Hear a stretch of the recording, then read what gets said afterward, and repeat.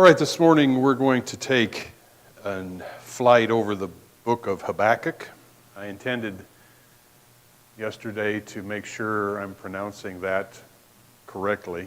Sometimes you think you've pronounced something in your life all the right way and you learn later you didn't, but I believe it's Habakkuk.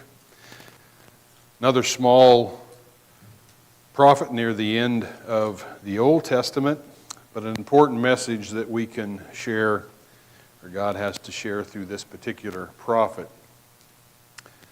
Habakkuk was a Judean prophet with a Levitical or priestly background. You find that in chapter 3, verse 19. The whole book claims to have come from Habakkuk.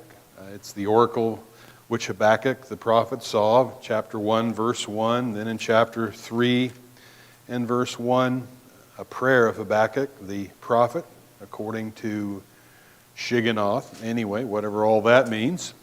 So whether Habakkuk was the one that actually penned the words, but these are the words God inspired him to say in the prayers he offered for his people. The name Habakkuk is of uncertain origin. It may mean to embrace. So scholars aren't sure. Sometimes, most often, Hebrew names had some significance. We're not sure in his case. We'll talk about the date in just a moment for the book, but Habakkuk was a contemporary of Jeremiah and lived during the reigns of King Josiah, Jehoahaz, and Jehoiakim. And it's getting right close in time toward the end of that southern kingdom as well. I'm going to put the date for the events recorded here in this book about 610 to 605 BC. 610 to 605.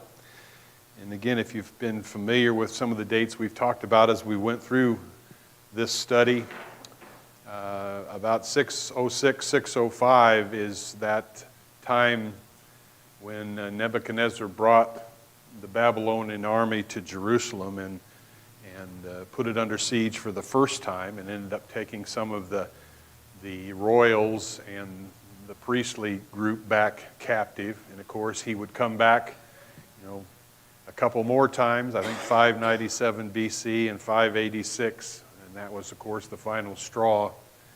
And that's when Jerusalem was destroyed by Nebuchadnezzar and his army. Again, Habakkuk seems to have performed his ministry in the reign of Jehoiakim, since the Chaldeans are mentioned as already well known and formidable in their reputation. And we'll see that here in the first few verses of chapter 1. This would best agree with the time subsequent to the fall of Nineveh in 612, and perhaps even after Nebuchadnezzar achieved his triumph in the Battle of Carchemish in 605 BC. So again, doesn't necessarily mean a whole lot, but we want to put that out there in case you had questions about that, whether we can, be nice if God would have put, an inspired date on all of this. Sometimes we have to guess, and we make our best guess with all of that. Raise your hand up high if you got something to say as we go along. Don't want to miss someone. I guess, I like Habakkuk. I can't say that about all the prophets. Sure.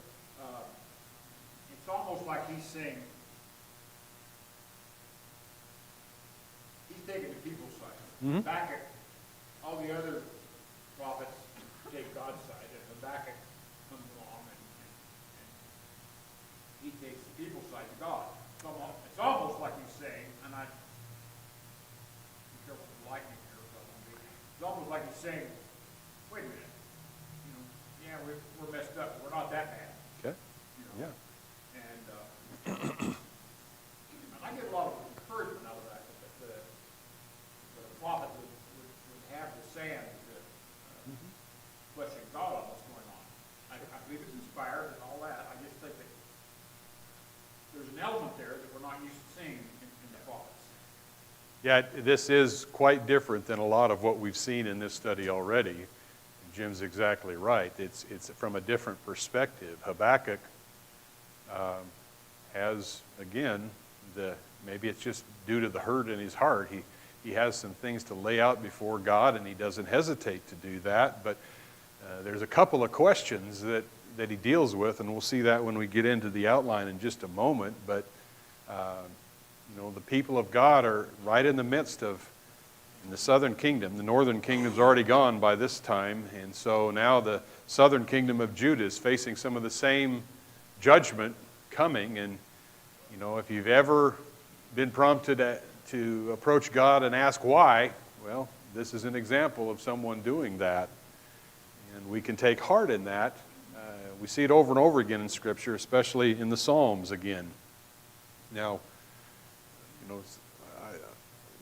there needs to be some care taken in that. There's a difference between pouring out your heart to God with tough questions, and there's a difference between that and being irreverent. And you can draw that line wherever you like. But we'll see some of that come out in here. The target audience, of course, Habakkuk directs his message of condemnation at the greedy nobles and the shameless religious leaders who were oppressing the common people of Israel. That's really the first question we'll see. But then when God kind of provides an answer to that by saying, well, okay, I'm going to deal with this, Habakkuk, and I'm going to do it by bringing in a foreign nation to judge you, it's then, wow, the question changes. Well, how could you do that?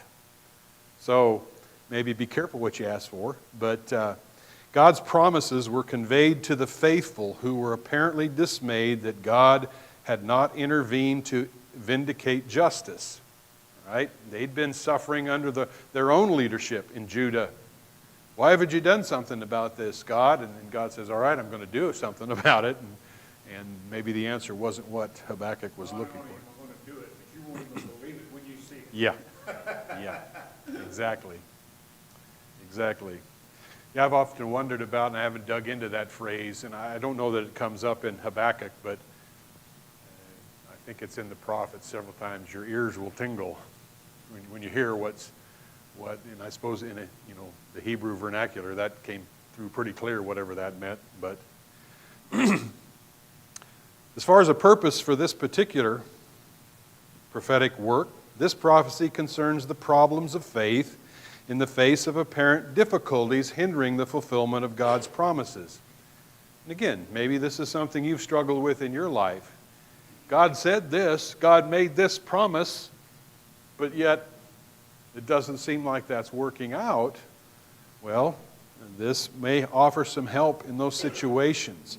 These difficulties are grappled with in this book, at least in some measure, and ultimately solved in light of God's continuing revelation. And the prophet closes in a psalm of joyous trust. And that's the neat thing about the book of Habakkuk, that in the midst of all the questions, and maybe this is something that helps us work through that to the point where questioning God on this side and reaching the point where we maybe become irreverent is where we end up at the end of all of it, because by the time the book's done, Habakkuk kind of settles in the place that, well, I don't see where all this is going. I don't know how you could do this, God, but I'm going to trust you.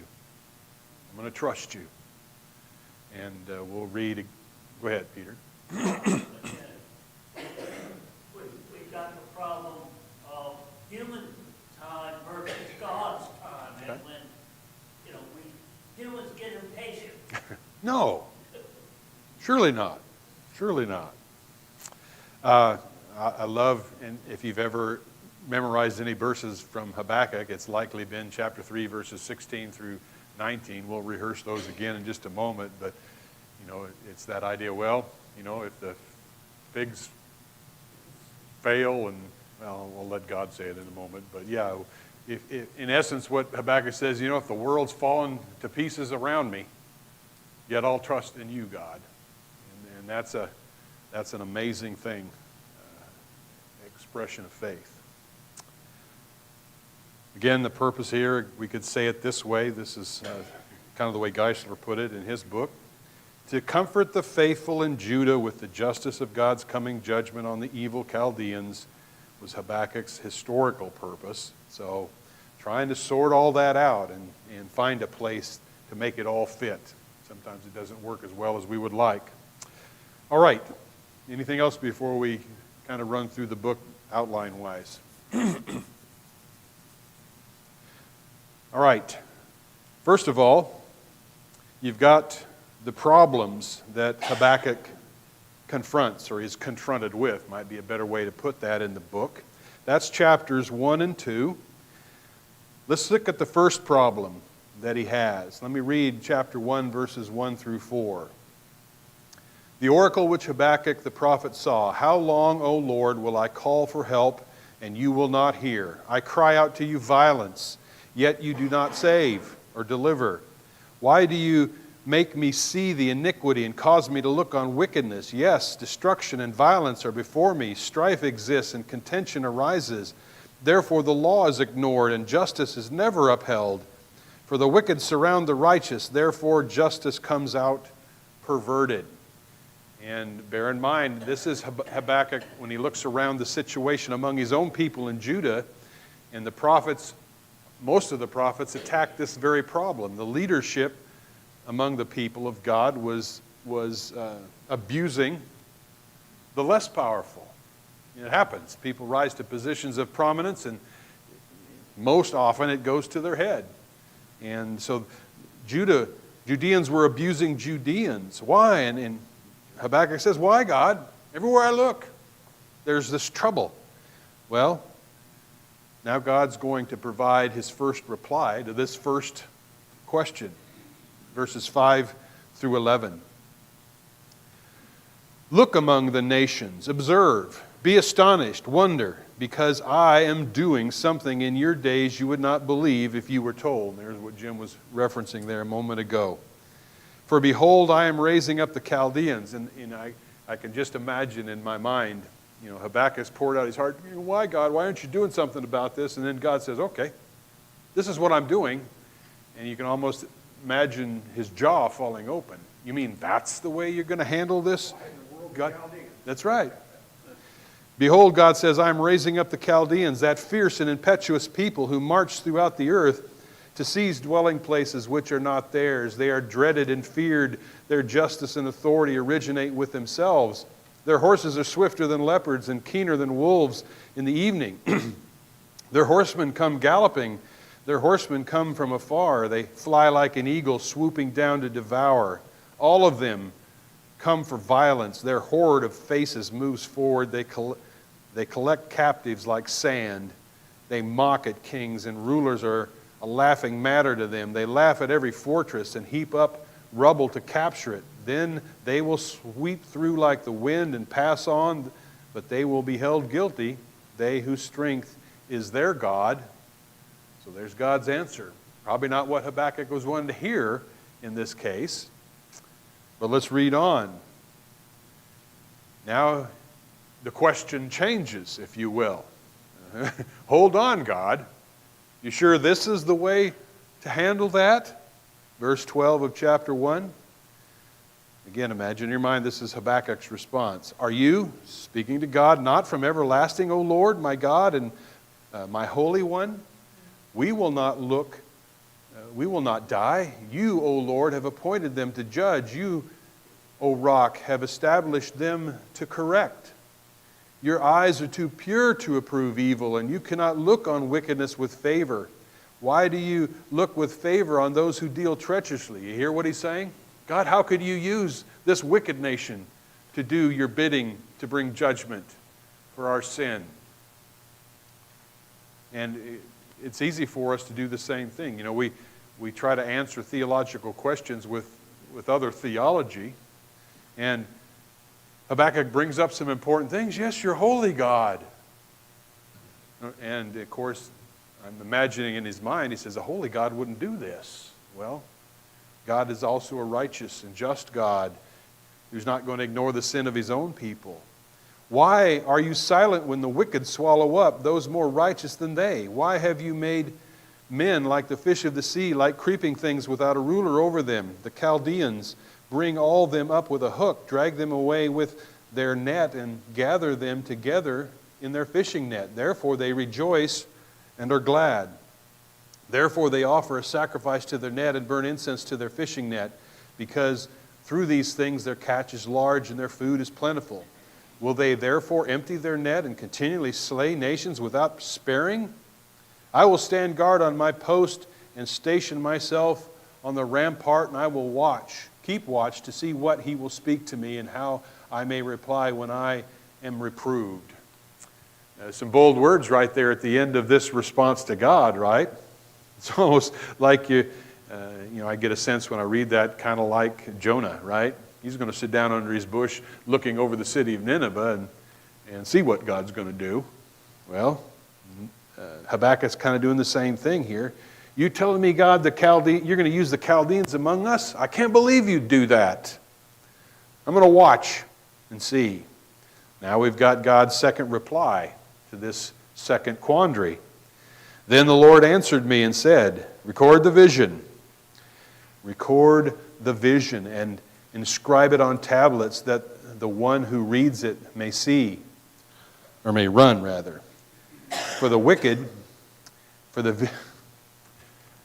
I mentioned last week I'm going to have cataract surgery, so I'm having trouble reading. So it's time to get that fixed. Get it up where I can see it. Then the Lord answered me and said, record the vision and inscribe it on tablets that the one who reads it may run. For the vision is yet for the appointed time. It hastens toward the goal, and it will not fail. Though it tarries, wait for it will certainly come. It will not delay. Behold, as for the proud one, his soul is not right within him, but the righteous will live by his faith. And there's a verse from the Old Testament that's quoted often in the New Testament. The righteous will live by faith. Furthermore, wine betrays the haughty man so that he does not stay at home. He enlarges his appetite like Sheol, and he is like death, never satisfied. He also gathers to himself all nations and collects to himself all peoples. Will not all those who take up a taunt song against him, even mockery and insinuations against him, and say, woe to him who increases what is not his? For how long? He makes himself rich with loans.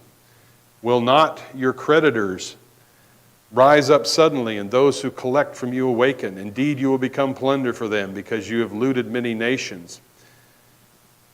And all the remainders of the people will loot you. And again, in essence, what God is saying, Judah's sins were serious enough that God's going to use a pagan nation to judge them for that. It's coming back upon their own heads.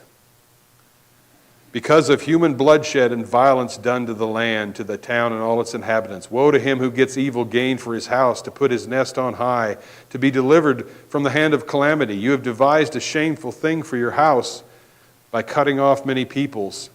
So you're sinning against yourself. Surely the stone will cry out from the wall, and the rafter will answer it from the framework.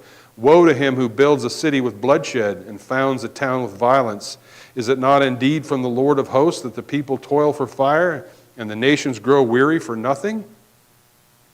For the earth will be filled with the knowledge of the glory of the Lord, as the waters cover the sea. Woe to you, neighbors, who make your neighbors drink. Woe to you, who make your neighbors drink, who mix in your venom, even to make them drunk, so as to look on their nakedness. You will be filled with disgrace rather than honor. Now you yourself drink and expose your own nakedness. The cup in the Lord's right hand will come around to you, and the cup of judgment. And utter disgrace will come upon your glory. For the violence done to Lebanon will overwhelm you, and the devastation of its beasts by which you terrified them, because of human bloodshed and violence done to the land, to all the town and its inhabitants. What profit is the idol when its maker has carved it, or an image, a teacher of falsehood? For its maker trusts in his own handiwork, and he fashions speechless idols. Woe to him who says to a piece of wood, awake, to a mute stone, arise, and that is your teacher? Behold, it is overlaid with gold and silver, and there's no breath at all inside it, but the Lord is in his holy temple. Let all the earth keep silent before him. And there's a reference, of course, to a song in our songbook from this verse here. God calling out his own people. Woe to this, woe to that. Habakkuk, you want to know why I'm bringing this ugly foreign nation? Because of your own, the people's sins. And so things start to fall in place for the prophet. He's had questions for God. Legitimate things that he can't quite fit into his mind. How can this be? And to his credit, the problems turn to praise in chapter 3. And that's the right response. when, at least one of the right responses, when we maybe are not getting the answers we want or can't find the answers to make sense of all of this. Peter? You know, one of the things you got to think about, though, when you compare Habakkuk to Jonah, the two nations, the Chaldeans, weren't as bad as so. Yeah. Yeah, you thought they might have learned from the lesson of the Assyrians, right? Right. So, but we have short memories, I guess. Let's talk about this praise in chapter 3, and it's really a tribute to this prophet. Here, first of all, in chapter 3, Habakkuk prays for God's mercy. That's a great place to start. If you don't have all the answers, then at least praise God, maybe in the midst of that storm. Verses 1 and 2, it says, a prayer of Habakkuk the prophet according to Shigioth. Lord, I have heard the report about you, and I fear. O Lord, revive your work in the midst of the years. In the midst of the years, make it known. In wrath, remember mercy.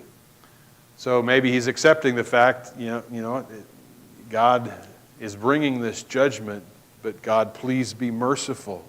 Then in verses 3 through 15, Habakkuk brings up sometimes in the past when God has extended mercy. Not that you've got to remind God, but maybe Habakkuk's reminding himself, right? God hasn't forgotten any of this, but sometimes it's good to rehearse how God has helped in the past.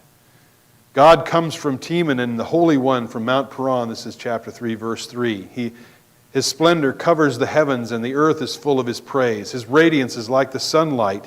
He has rays flashing from His hand, and there is the hiding of His power. Before Him go pestilence, and plague comes after Him. He stood and surveyed the earth. He looked and startled the nations. Yes, the perpetual mountains were shattered. The ancient hills collapsed. His ways are everlasting. And bear in mind, this is what is referred to as apocalyptic language in the Bible, just earth-shattering things. And usually when God acts in human history, it's described in the Hebrew in these kind of terms. The universe dissolving and mountains collapsing. Verse 7, I saw the tents of Cushan under distress. The tent curtains of the land of Midian were trembling. Did the Lord rage against the rivers, or was your anger against the rivers, or was your wrath against the sea that you rode on your horses and on your chariots of salvation? Your bow was made bare, the rods of chastisement were shorn. You cleaved the earth with rivers, the mountains you saw and quaked. The mountains saw you, rather, and quaked. The downpour of waters swept by. The deep uttered forth its voice. It lifted high its hands. Sun and moon stood in their places. They went away at the light of your arrows, at the radiance of your gleaming spear. In indignation you marched through the earth. In anger you trampled the nations. You went forth for the salvation of your people. And here's how he's getting around to it. He just says, God, I'm trusting you to do what you have done in what's right for your people. For the salvation of your anointed, you struck the head of the house of evil to lay him open from thigh to neck. You pierced with his own spears the head of his throngs. They stormed in to scatter us. Their exultation was like those who devour the oppressed in secret. You trampled on the seas with your horses, on the surge of many waters. Habakkuk's the prophet that God's inspiring to say these things, but yet he's again pouring out his heart and trusting God.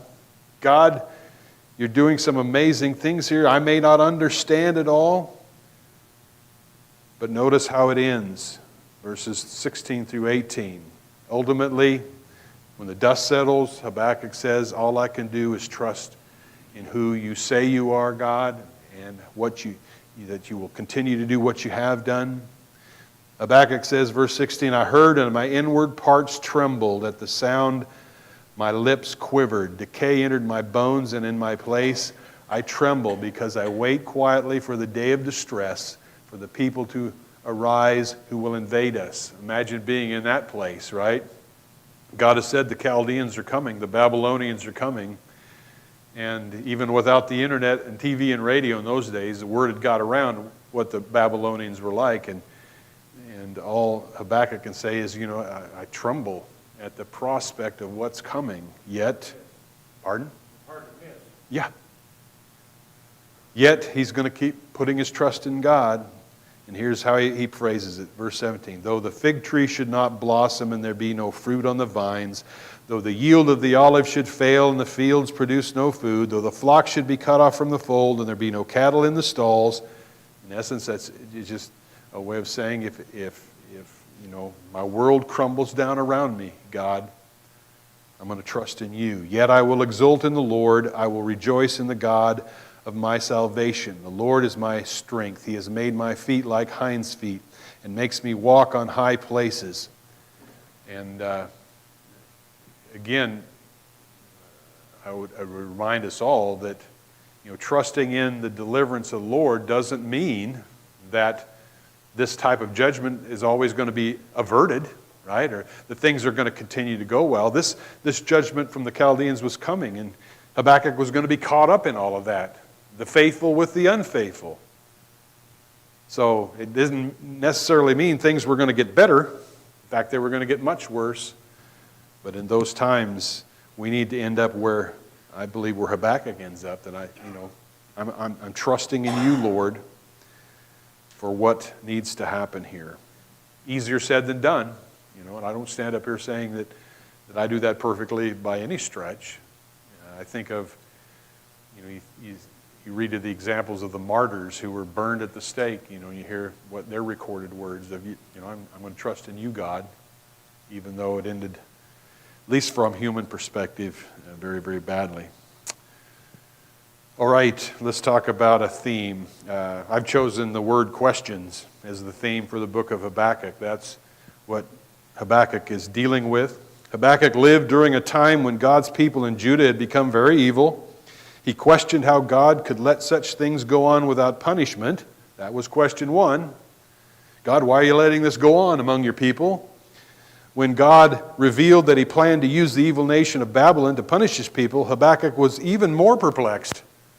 In answer to the questioning prophet, God provides guidelines for anyone who struggles to understand his workings in the world.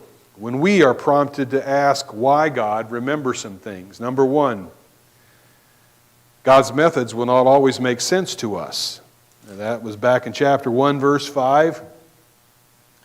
God says, I'm doing something in your days you wouldn't believe. So one thing that will help me through those times when I'm saying, why are you doing this, God, is sometimes the answer is God says, you wouldn't understand if I told you or described it to you. So that offers some help. Number two, all evil will ultimately be punished. You see that in chapter 2, verses 6 through 20, and chapter 3, verses 13 through 15. We won't reread those right now, but ultimately that's part of God's message. Evil's coming, if you will, to punish the evil among God's own people. So you say, well, how does that add up? Well, ultimately we can trust that God will handle that. He did that with the Chaldeans, right? God wasn't giving Nebuchadnezzar and the Babylonians a carte blanche to just do whatever they wanted. In fact, God will judge Babylon for going beyond the mandate that God had given them. Always remember as well when we want to ask why God, that even when it seems like our world's out of control, that God is still in control. Again, don't take that statement to mean this idea of the sovereignty of God that's warped to the point of God determines every little thing that happens, but the sovereign God is in control of his universe. There's battles against all of that, but God doesn't reach a point at the end of any of his days where he says, what am I going to do about that? He's got a plan. And then finally, number 4, I guess it is, our job in the meantime is to, if you want to boil Habakkuk down, this is the way I come up with it. Our job in these times of difficulty, when we say why God, is to, number 1, be faithful through thick and thin. It's easy to be faithful. Well, let me rephrase that. I was going to say it's it's easy to be faithful in the good times, but sometimes the good times are the hardest times to be faithful in. So retract that. Anyway, good or bad, from our perspective, we need to be faithful. Chapter 2, verse 4, he says the idea about, no, that's not the right one. The righteous will live by faith. There you go. And then number 2, trust and wait regardless of the circumstances. And that's the last 3 or 4 verses. Though this goes wrong, though this fails, though, the bread box is empty, on and on the list goes. I need to decide, or my choice is in those times, am I going to stay faithful or not? Well, I trust God, even when it seems like there's not a good reason to do so. Those last couple of verses would be the theme verse, I think. Yet I will exult in the Lord, verses 18 and 19 of chapter 3. Yet I will exult in the Lord, I will rejoice in the God of my salvation. Yet I will do this in spite of that. The Lord God is my strength. He has made my feet like hinds' feet and makes me walk on the high places. And I like that picture. You see those pictures of the mountain goats, it just seems like they're poised on just a pinnacle of a rock, and sometimes that's the way our lives feel. You're hanging out in space over a chasm. God help me to stand firm in those times. Mm-hmm. You know how I hate to be controversial. I think we have to be careful reading something like any of the Old Testament prophets as they talk about God's judgment. Because there's a mindset that thinks that when everything bad happens, or anything bad happens, God caused that to happen. Mm-hmm. Number one, I don't think God deals with us the way He did in the Old Testament. He was formulating a nation to bring the Messiah through. That's why He put up with and continued coming back. He said one time, I'm not choosing you because you're the best looking, or not choosing you because you're the fastest runners. And so it's easy, I think, to try to blame God when something goes wrong in our lives, major or minor. Speaking just for myself, most of the trials that I've had in life, I brought on myself. Made sinful decisions, stupid decisions, maybe that's redundant. I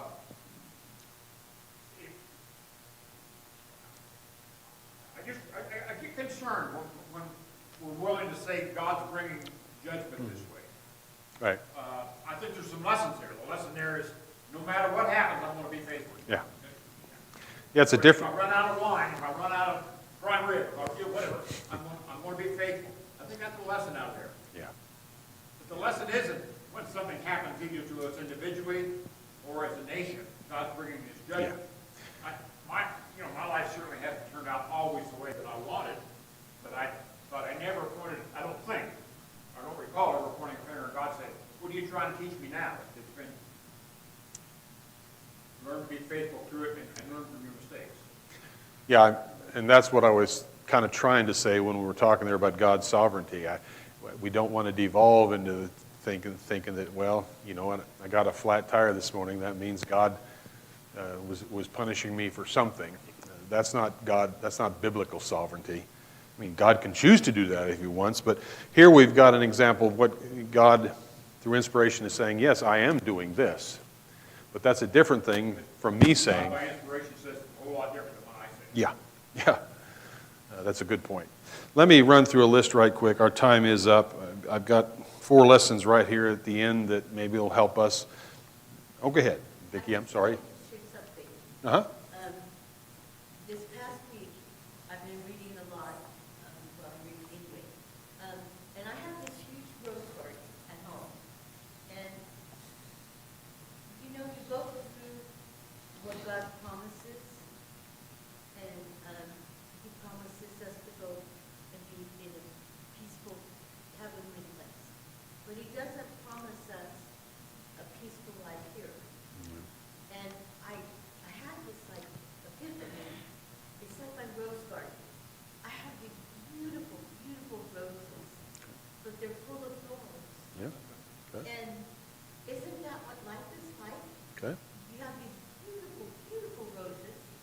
then if you try, if you get too close, Okay. Yeah. they're gonna cut you. So I just wanted to. Sure. I'm thankful thorns have roses. I don't complain about roses having thorns. They teach you a lot. That's a great image. Another one I like is, it's been well used, the idea of, a weaver with a tapestry. You see the back of that rug, and it looks like a mess, but you turn it around, what God's doing, it can be a beautiful thing. So, all right. Let me run through this list, and you can work on it if you like to.